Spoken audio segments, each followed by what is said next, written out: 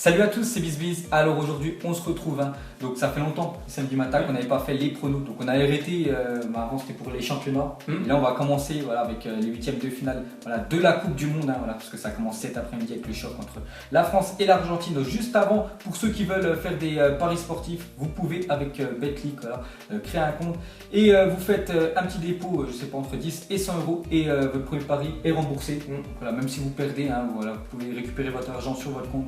Juste, il suffit juste de rentrer le coupon BIZ100 pour bénéficier, on va dire, des 100 euros. Donc nous, on va parler de toutes les rencontres, de toutes les affiches des huitièmes de finale. Et on va vous donner chacun, bien sûr, perso, nos points de vue. Là, on va pas parler de score exact, on va juste parler de quelle équipe va se qualifier en quart de finale. C'est simple, On va commencer déjà que cet après-midi entre l'équipe de France, on entend tous ce match-là, contre l'Argentine. Donc je vais te laisser commencer pour ce match-là. Qu'est-ce que tu en penses? Match assez serré comme ça sur le papier parce qu'il y a des stars des deux côtés, mais avec deux équipes qui n'ont pas fait forte impression jusqu'à présent, même si nous, on termine avec 7 points, mais dans le jeu, purement le jeu, je parle, on n'a pas fait forte impression, l'Argentine non plus d'ailleurs.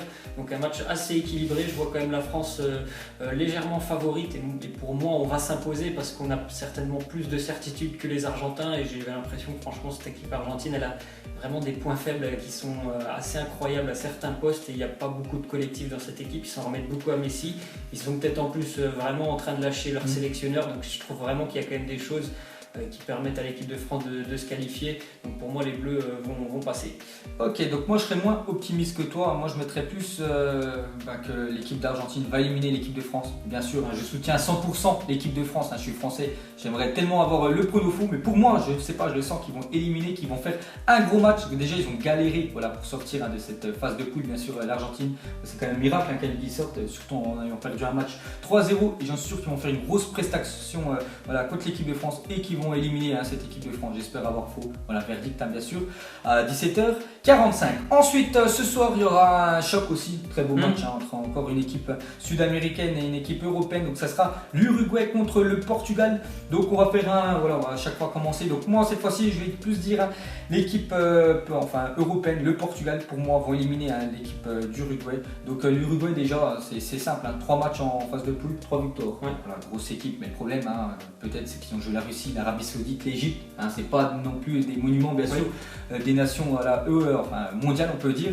Donc pour moi le Portugal va éliminer cette équipe uruguayenne, même si l'Uruguay ça joue très bien. Le Portugal je suis sûr pour moi ça, je le sens, je sais pas, je le sens. Après on verra, peut-être demain j'aurai tout faux, mais pour moi ils vont éliminer cette équipe d'Uruguay. Qu'est-ce que t'en penses? Pour moi je vais partir plutôt sur l'Uruguay s'il y avait un prono pour moi ça serait le match nul et puis après ça se décide soit en prolongation soit au pénalty parce que je vois que c'est quand même deux équipes assez similaires. Ça va être pour moi un match très très serré, assez défensif, peut-être pas trop de buts je pense, et je pense que l'Uruguay est capable vraiment de s'imposer. Je trouve qu'il y a beaucoup d'expérience dans cette équipe et la ligne d'attaque aussi qui est quand même intéressante, la ligne de défense, il y a des bagarreurs, des gens qui courent, des joueurs qui courent tout pendant tout le match, donc ça peut être compliqué pour le Portugal. Moi je vois l'Uruguay.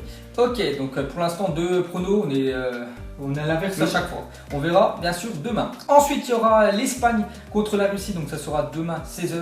Donc c'est à toi de parler de ce prono, qu'est-ce que tu en penses? C'est certainement l'un des huitièmes de finale le plus déséquilibré sur le papier, même si on a vu depuis le début de la Coupe du Monde que des fois il y avait des matchs déséquilibrés et pourtant le résultat qu'on attendait c'était pas celui-là. Mais pour moi là je vois vraiment l'Espagne s'imposer. Donc dans un match compliqué, parce que tous les matchs sont compliqués dans cette Coupe du Monde, mais il y a une trop grosse différence, donc pour moi l'Espagne. La même chose, je peux en dire un petit peu plus. L'Espagne, ils ont une autoroute quand même déjà pour aller, on va dire, en quart de finale facilement. Bon, après il y aura sûrement un Espagne-Croatie normalement, là ça devient un peu plus costaud. Contre la Russie 5-0 contre l'Arabie Saoudite c'est bien, 3-1 je crois contre l'Égypte c'est bien, mais bon on a vu contre l'Uruguay, dès qu'il y a une grosse équipe en face, il n'y a plus personne. Ils sont vraiment fait dominer, ils auraient pu mettre encore plein de buts en plus.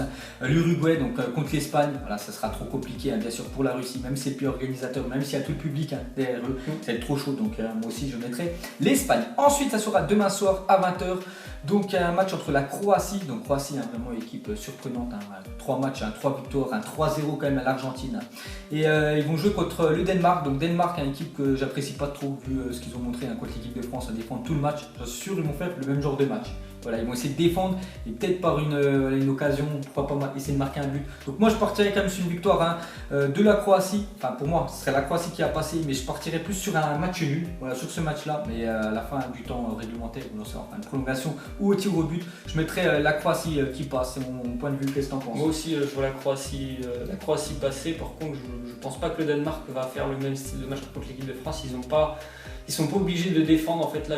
Déjà ils doivent certainement jouer un peu plus parce que s'ils veulent se qualifier, il faut le gagner ce match-là. Contre l'équipe de France, ils n'étaient pas obligés de gagner.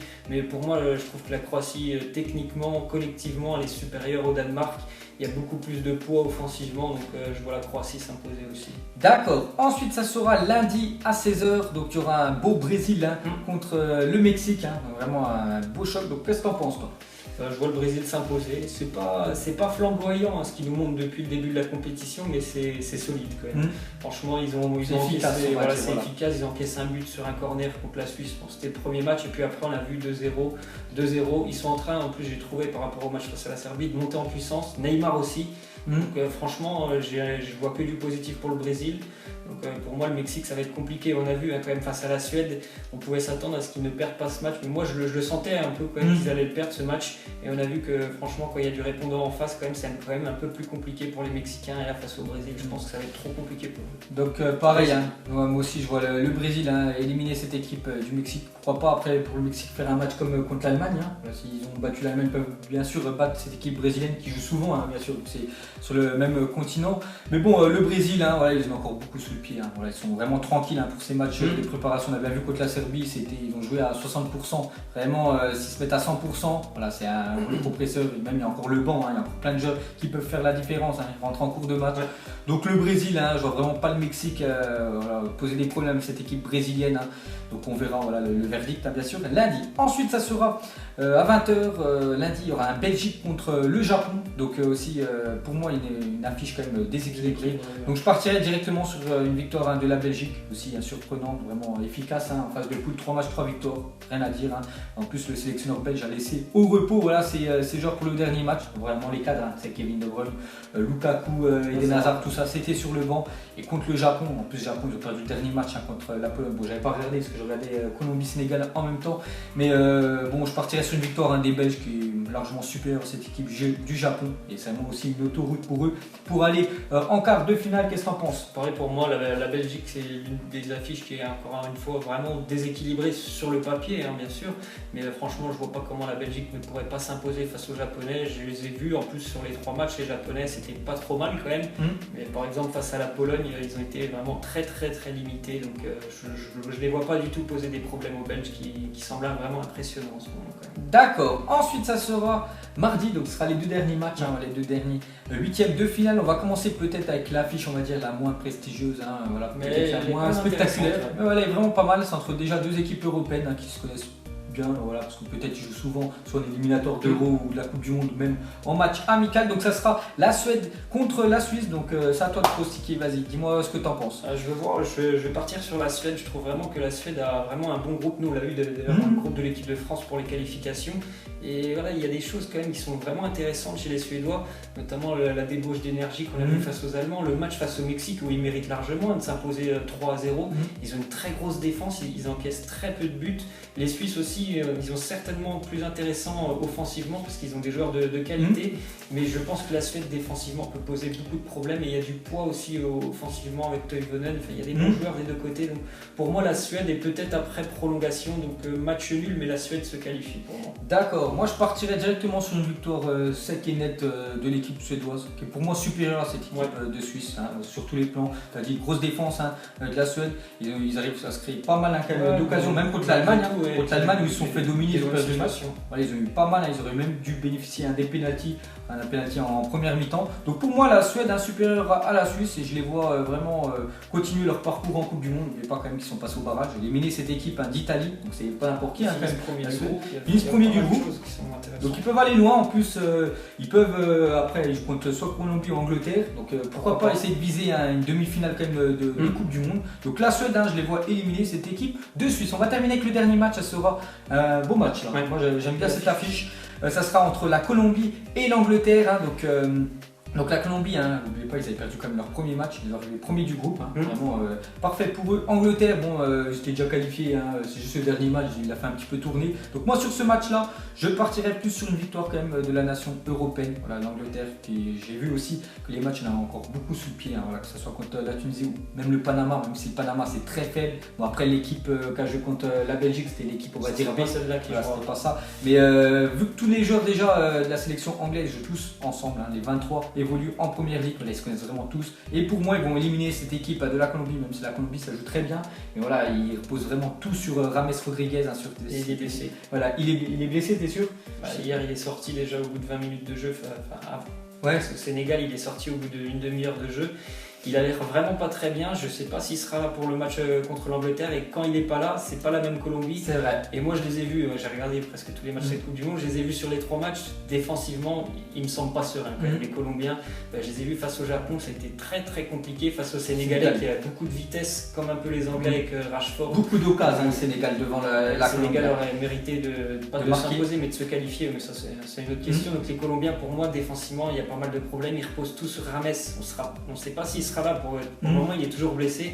L'Angleterre, pour moi, a beaucoup plus de certitude, elle a beaucoup plus de poids offensivement. Donc pour moi aussi, victoire de l'Angleterre. De l'Angleterre, on est d'accord, hein, l'Angleterre éliminerait cette équipe de la Colombie. Donc voilà les gars, la fin de cette vidéo prono, hein, sur les huitièmes de finale. Vous me mettrez en commentaire, hein, pour vous, est-ce qu'on a bon, est-ce qu'on on est hors sujet sur des matchs. Je pense qu'on est plutôt pas mal, on a bien quand même pronostiqué. Donc si ça vous plaît les gars, ce genre de vidéo, n'hésitez pas à like.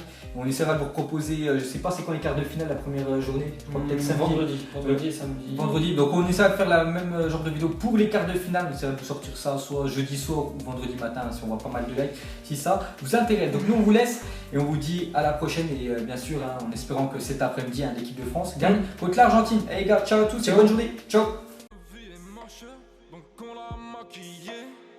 Avec tes mensonges, Ego son âme est moche, plus qu'à la maquiller. Avec tes mensonges, je sais pas ce qui se passe dans ma tête. Parfois, je voudrais sauver la terre. Parfois, je voudrais la voir brûler. Ça va pas trop, je roule un terre. Trop de haine pour 9 mètres carrés. Tristesse, faut pas.